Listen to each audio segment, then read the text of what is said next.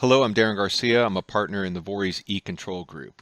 Our team specializes in helping companies to control their sales in the digital age. We are a group within the Vorys law firm, which is approximately 110-year-old law firm with offices around the country and approximately 375 lawyers. We have nearly 40 people devoted full-time to these issues and have worked with over 300 brands and manufacturers to achieve online sales control and to leverage that control to the benefit of their business. I'm going to be talking to you today about best practices around obtaining control over your company's online sales and being able to deal with the symptoms of a lack of control over online sales, whether those are an inability to achieve overall MAP compliance, difficulty in administering your MAP program, dealing with unauthorized sellers disrupting your brand, upset channel customers, the inability of your e-commerce teams to do the things necessary to drive growth for your brand in the e-commerce channel, poor quality product in the online channel causing a number of negative online reviews, and other pain points that brands today are suffering as a result of an underlying lack of control. Our group has developed as e-commerce has developed.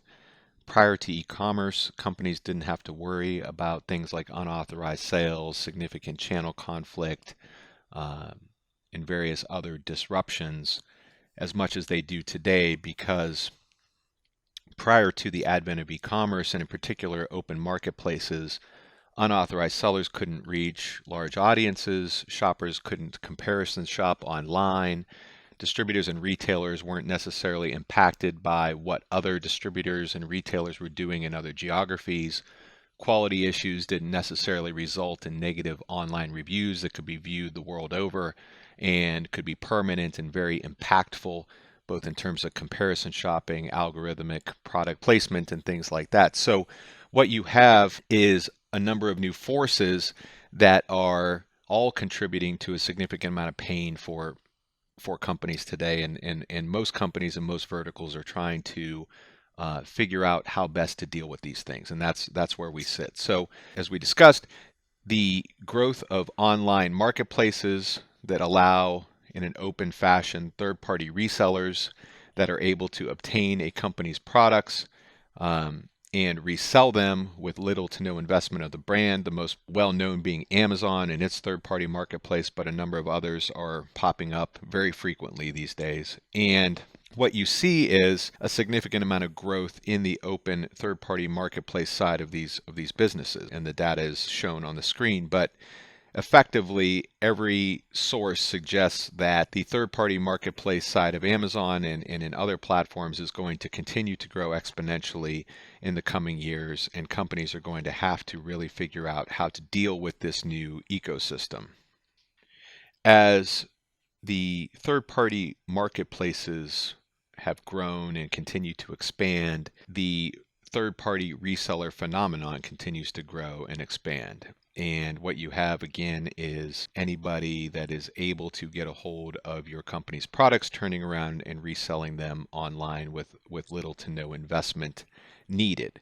And so these third-party resellers come in all shapes and sizes. They can be professional resellers up to 9-figure businesses that specialize in these issues, down to maybe somebody that just bought something and didn't feel like returning it and wanted to try to resell it online. So again, they come in all shapes and sizes, varying levels of disruption, but the reality is that when you have third-party resellers out there that are able to secure your product and turn around and resell it, their ability to do so can cause significant pain for your organization, can lead to quality issues. So oftentimes these are low-quality resellers simply engaging in arbitrage opportunities and reselling things online without any investments in quality controls, things like that. You have the margin erosion, brand equity erosion, value erosion phenomenon, because these resellers are able to sell in these open marketplaces without having, again, the need to make any investment in your brand, and everybody's in a race to the bottom in an effort, like for example on Amazon, to win buy box. And so as those dynamics come to fruition, it creates incredible downward pressure on brand equity. You have bad reviews popping up. So again, low quality resellers selling things in the channel. Consumers are confused, not knowing who they're buying from, and they get poor quality product. They oftentimes turn around and blame the brand as opposed to the seller. Those lead to bad reviews, which are oftentimes permanent. It can be very disruptive in terms of growth, search placement, and things like that. Unmotivated e-commerce teams is another big issue. E-commerce teams are being asked within organizations to do things necessary to drive growth in that channel. However, when they do things like SEO, ad spend, etc., oftentimes they're just dragging with them a number of these free riding resellers who all they have to do at the end of the day is beat the company's advertised price to win buy box and really negate the beneficial impact of all of that trade spend on behalf of the company, which can be demotivating and lead to stunted growth effectively in the channel. You have, in addition to those other things, you have potentially distributors, retailers being upset by dynamics in the online channel, wanting to renegotiate their terms, obtain additional concessions, offline products not selling particularly well in light of what's going on online, and a number of other things culminating in channel conflict and overall degradation of brand equity. So for many companies today, these issues are becoming very quickly the number one pain points in their organizations. And really what you have is the collision of traditional distribution methods and the controls or lack of control being leveraged in those types of scenarios with the growth of third-party open marketplaces, resulting in substantial damage to brands. Okay, and again, zeroing in on really the prime, most top-line types of damage being caused, you have channel conflict, erosion of brand equity, stunted e-commerce growth, negative reviews, and upset customers. So really, some very significant things for companies today, and very quickly, whatever's going on in the online channel becomes the tail that wags the dog across what is, for most companies, still their core business in brick and mortar and other traditional channels. So how do you step in, reobtain control in the online channel in a way that's going to promote growth in that channel and also not disrupt, but actually promote growth and stability in your other core channels? So that is what we're driving at here at Vorys eControl. We believe very firmly that there are going to be losers in this space. So companies that don't realize this, don't realize the new dynamics at play, the new ecosystem at play, and don't evolve quickly enough into it. And they're going to lose out on growth opportunities. They're going to have upset customers and otherwise will not achieve optimization that would otherwise be possible if they put the necessary steps into place. And they're going to be winners. There are going to be companies that do understand what's necessary, that are committed to evolving into the new market dynamics and positioning themselves for long-term success. Companies need to evolve in order to succeed in the new market dynamics at play in the age of e-commerce. And from the imposition of online sales controls will flow a number of things beneficial to brands and that are necessary for long-term success in today's market. What do companies need to do?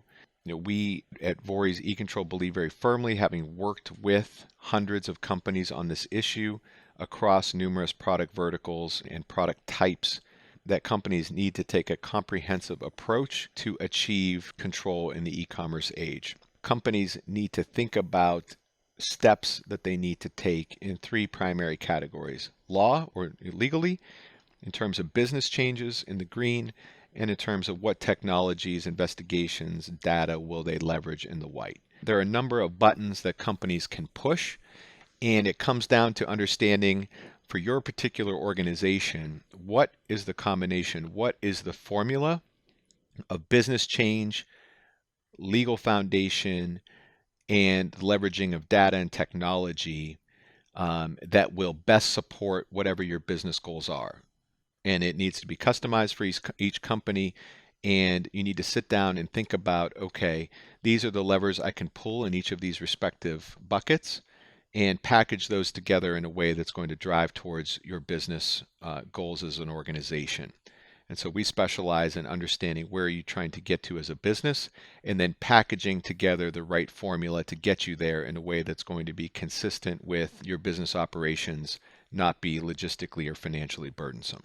There's a lot of confusion in the market because companies have been told that these issues can be solved through things like map policies or monitoring software, or using a vendor that's going to send CND letters or messages through marketplace platforms to unauthorized sellers, etc. So What is becoming clear in practice and in reality is that these half measures, these one-off tools and things like that are not solving the problem, and that the problem can only be solved through an integrated eControl solution that combines the pricing policies, the gray market controls, authorized reseller policies and programs, and a way to monitor, investigate, and enforce any disruptions of those foundational items. You have to bring all of those things to bear to actually solve the issues. And we'll talk in greater detail here about how you go about implementing and what's involved in each of those steps that all need to work in coordination for your business to achieve what it wants to achieve. As it plays out in real life, as we like to say, this is how a lack of control manifests itself today in the market. So on the phone depicted on the left, we see a pair of binoculars out there, and we see a number of resellers offering on that listing. You have pricing all over the place. Typically, the brand doesn't know the majority of those resellers who they are, has no ability to deal with them directly. Seller ratings are all over the place, can't run a map program, and effectively have no online sales control. Throughout the course of working with hundreds of brands on these issues, the Vorys eControl team has developed an integrated approach to protecting and growing your brand on online marketplaces. And each of the key components of this integrated approach are shown here on the slide. And as we move through the presentation, we'll discuss each in greater detail. But as you can see, they involve selecting the marketplace sales method that's going to best support your overall strategy, implementing the proper reseller policies, implementing a price policy, whether it's MAP, UPP, MRP, or some other variation that's appropriate for your brand. Very importantly, getting the gray market controls in place to allow you to have the legal foundation to deal with unauthorized sellers that would otherwise disrupt your strategy. And finally, the ability to monitor, investigate, and enforce against any unauthorized sellers that are damaging your brand. Okay, so the first step in the process is to select the marketplace sales method best suited to your brand. And this is where considerations around, in the Amazon world, selling 1P, selling 3P, selling through an exclusive third-party seller, selling through some type of hybrid model, whatever your online marketplace distribution method is, and understanding whether that's the correct one for your brand in light of the business goals that you have. One thing to keep in mind as you consider these options is that our strong advice is that companies get as close as you can to one dedicated reseller on online marketplaces like Amazon.com, because you want to alleviate as much as possible the intra-brand competition harming your brand in the channel. Because when a company has multiple resellers in the channel with its dynamic pricing, with its price transparency, and the fact that resellers really don't have anything else on which to compete, that touches off the race to the bottom for your brand before you've even gone out and competed against your true competitors in the market. So you want to avoid the situation which would be like a car manufacturer having each of its dealers in any given state on one street, where nobody's particularly incentivized to do the things necessary to grow your brand, to be a real partner, to contribute to the things necessary to drive growth in the channel, maximize sales, and maximize overall brand stability. Brands need to understand that what they select here and how they're set up in terms of their marketplace distribution methods will inform the other things that they need to do in this process, and what you select and how you go to market in this area will impact other things that you need to do to have the best opportunity to gain control of your brand and your sales online. Once you have the right strategy in place for your brand, then you can begin to build the rest of the program around that strategy and leverage it to best support your overall brand success and brand health. So again, this is where we want to go out to the authorized reseller network, and in each of your channels and at each level of your channel. So for example, your distribution channel, and then to the customers of distributors, which we'll call for purposes of this discussion resellers, you want to have a policy that communicates what can and can't be done with your product in an authorized manner. And in particular, speaks very clearly to what is necessary to obtain approval to sell online, and specifically to sell online on online marketplace channels, because you want to put yourself in a position where you can look across the internet and tell right away whether somebody is an authorized or unauthorized seller, because that's going to inform the type of enforcement that you're going to undertake against a non-compliant seller, be they authorized or unauthorized. So being able to triage sellers very quickly into the appropriate bucket and to effectively communicate your expectations is what's accomplished here in the reseller policy step. The next critical step in the process is to identify the legal foundation needed to be able to conduct effective legal enforcement against gray market or otherwise unauthorized resellers. So these are resellers that have obtained your product in an unauthorized way, outside of your authorized channels, outside of your established quality controls. You don't know who they are. You don't know where they're getting your product. They're often selling anonymously online. And they are most often the most disruptive sellers in terms of sales and overall brand stability. Again, because they're often putting poor quality product into the channel. They have to make no investment in your brand to bring it to market. They're not a partner of the brand. They're not otherwise invested in the success of the brand. Again, they can be incredibly disruptive, and you need to have a way to deal with them. And so how do you do that? Because of something called the first sale doctrine, which as a general matter stands for the proposition that products can be purchased and resold without repercussion from a brand owner, unless the products that are being bought and resold are materially different than a manufacturer brand owner's otherwise genuine authorized product. Okay, so what we do is work with companies to understand what material differences might be in play relative to authorized versus unauthorized product. Because if unauthorized resellers, take for example, a third-party Amazon reseller is selling something that, as far as the law is concerned, is materially different than your authorized product, you can have legal claims that you can leverage against that unauthorized seller under the Lanham Act. So the key thing to keep in mind here for brands is that material differences don't have to be physical, and courts say that it is oftentimes the most subtle differences that are the most likely to lead to consumer confusion. And one difference can be sufficient. So for example, a lot of brands have differences in warranty. So they'll say things like our warranty applies for 1 year from data purchase from an authorized seller, or conversely, our warranty does not apply to products purchased from unauthorized sellers that aren't following our quality controls.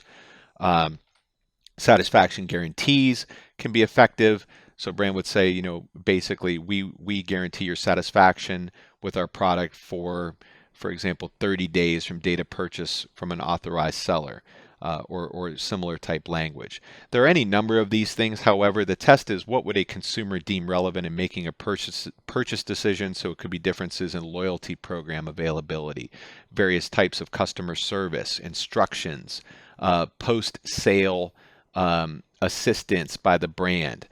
Again, I mean, there are dozens of these types of differences, and it's a matter of understanding how it is that you're currently doing business, what are your current operations, and what features are in your authorized channel that are not replicated by unauthorized sellers. In addition to the material benefit exception to the first sale doctrine, there's another vehicle to be able to leverage legal claims against unauthorized sellers, and we call this the quality control aspect. And so under the Lanham Act, if you're a brand owner, you have the ability to dictate what are the quality measures associated with your product. And if anything is being sold outside of those quality controls or interfering with those quality controls, it can be deemed non-genuine. So if as a company you have legitimate quality controls that are real, that you follow, and that if things are sold outside of that quality control system, they can be more likely to be damaged, of lesser quality, of something other than what a consumer would expect from you, then you can have a legal claim against the person or entity that is peddling those lesser quality products. One thing that we oftentimes do for brands is to implement quality control programs that are consistent with the realities of the marketplace ecosystem. And as shown here on the slide, the online marketplace QC program is something that can be very effective in ensuring product quality in the marketplace channel. So this would be a policy that would be adopted internally by your company that would speak to things unique to product quality in, for example, like an Amazon marketplace. So you would say no marketplace sales without your permission. You'd want to make sure that you're vetting anybody that you allow to sell in the channel, prohibiting anonymous sales, not allowing commingling of inventory, opting out of the resale of returned or repackaged merchandise, requiring certain levels of seller ratings, certain levels of the highest defect score possible. There are any number of unique metrics in online marketplace channels that you can require of your resellers so that they can best be selling high quality product in the channel, and in a channel where people cannot touch and feel what it is that they're buying before they do so, and they really are totally subject to whatever shows up at their home on their doorstep. These are the things that a brand can do to best inform quality in the channel, and to be able to then have legal claims against anybody that is selling outside of those quality controls. So you can see that you have your authorized seller in a marketplace channel, for example, and then you have third-party resellers popping up with your product, but they are not subject to your quality controls. You don't even know who they are. Okay, so in this ecosystem, having these types of measures in place and a process pursuant to which you can audit them and ensure compliance with your standards can be very critical and provide the necessary legal foundation to be able to deal with unauthorized sellers downstream that you otherwise have no direct business relationship with. And putting yourself as a company in this position is key to being able to conduct effective enforcement against those sellers that are going to be most disruptive to your brand. We've talked about how to have the foundation necessary for enforcement. Now, what does the enforcement process look like? So you can see the escalated enforcement system or enforcement funnel that we use with a number of clients. It can be customized pursuant to any unique business realities at play. But basically, you want to follow the following key steps. You need to be able to find unauthorized, illegitimate sellers. This is relatively easy today given the monitoring technology in place. If somebody's online selling product, it really becomes virtually impossible to hide the fact that they're doing so. They will be picked up by the monitoring technology.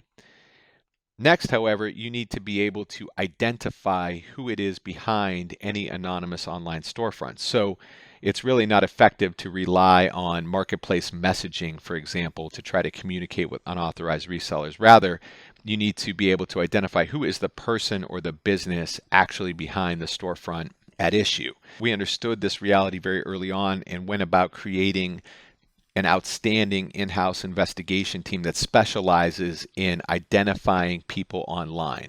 And at the end of the day, we also have the subpoena power, and so we can issue a subpoena if that were ever to become necessary. For whatever reason, our team could not somehow track down who it was actually behind the storefront. We can rely on that as a last measure. So the ability to identify these resellers is critical, and our team is expert at it and able to deliver those IDs to our clients. So the next step is, once we're able to provide those IDs to our clients, so that is who it is behind these storefronts, we can ask our clients, do you know who this is? Is this an authorized customer of yours that may be not authorized to sell online, that can't handle the requirements or the quality measures necessary to ensure a high quality online experience? Are they violating some policy or agreement with you that you can have a business discussion with and just say, hey, you are not authorized to sell online, up to and including cutting off their sources? So you can conduct, once you have that information, any internal enforcement efforts, business to business enforcement efforts that you're able to conduct. If once the seller is ID'd, you don't know who they are, you don't know where they're getting the products at issue, this becomes where it's necessary, again, to have that legal foundation to be able to assert a legal claim directly against the reseller under the Lanham Act. And we begin this process with a CND letter to the reseller that goes to their home or to their business and says, hey, we know that you're behind the storefront at issue. These are the products that you're selling. Here's why you are not protected by the first sale doctrine. Here's why the products you're selling are materially different. Here are all of the cases that hold that is actionable and that what they're doing is not legally defensible. Okay, and we will demand that they tell us the source of their products and that they agree not to sell again. We'll monitor to see who does not respond appropriately to the CND letter, and we can then issue them a draft complaint. These are federal lawsuits that have been prepared, not filed with the court yet, but prepared and sent to the reseller saying, hey, these are the claims that we have against you. All that we would need to do would be to present this, file this with the court, and we would be in active litigation. This is effectively your last chance to comply with our demands, and we as a brand are ready to take the next steps against you if that ever were to become necessary. In the event that a reseller did not come down in response to a draft complaint, we can sit down with you as a brand and say, okay, what is the level of disruption being caused by this reseller?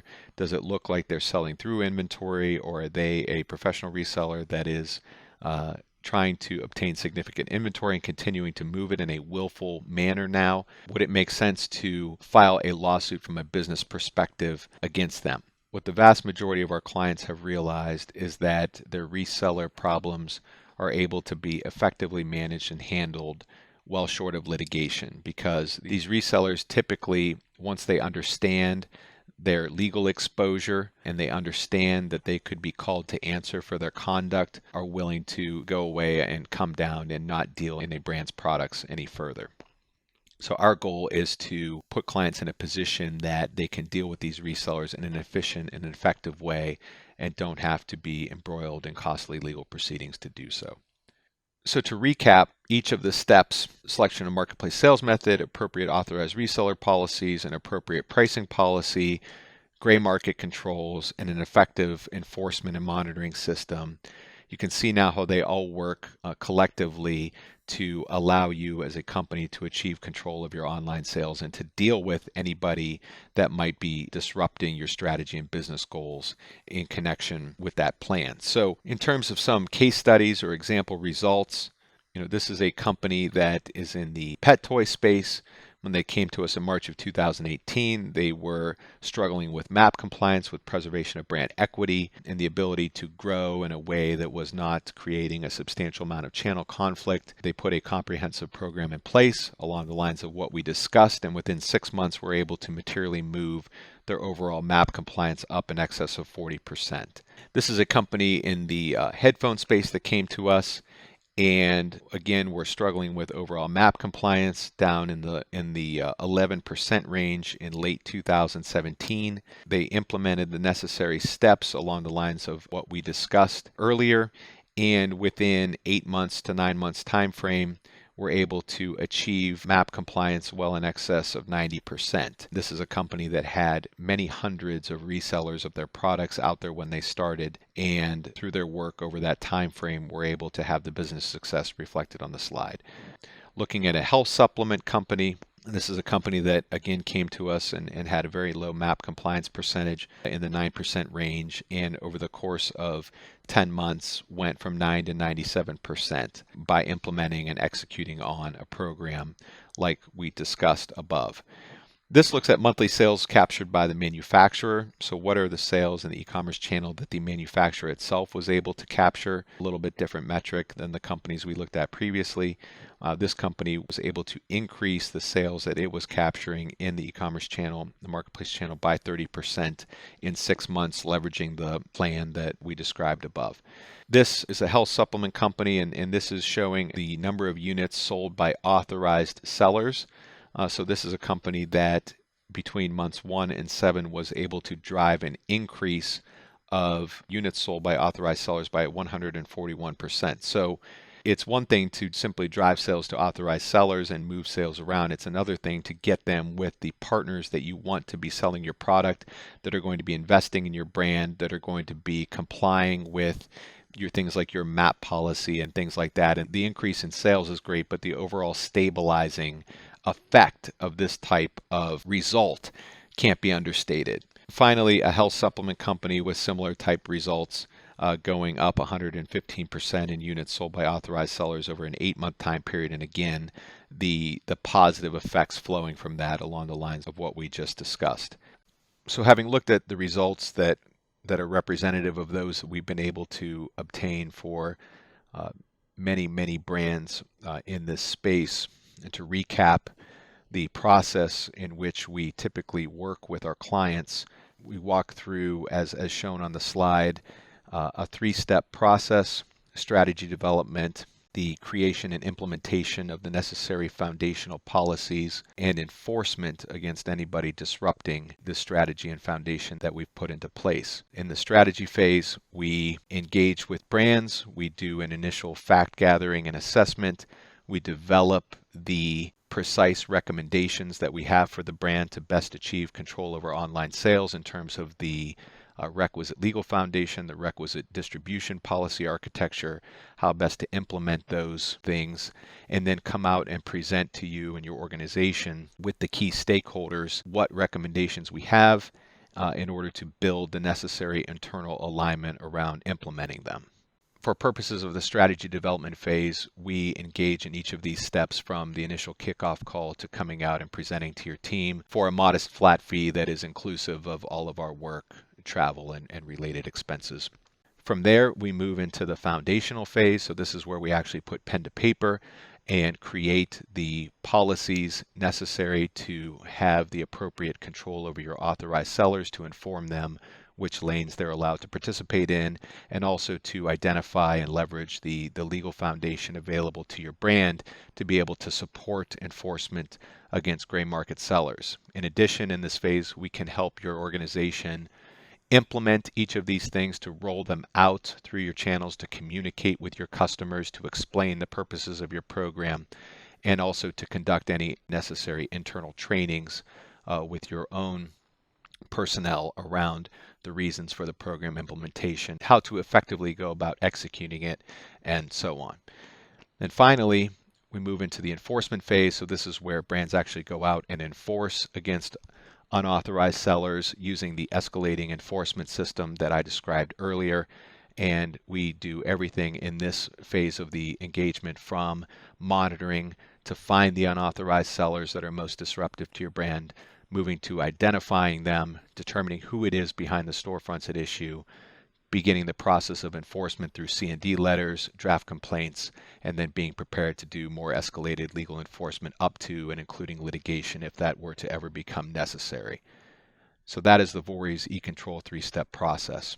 So in conclusion, that is a brief overview of the comprehensive approach we take to helping clients achieve control over their online sales and enforcing against unauthorized sellers that are disruptive of their business goals.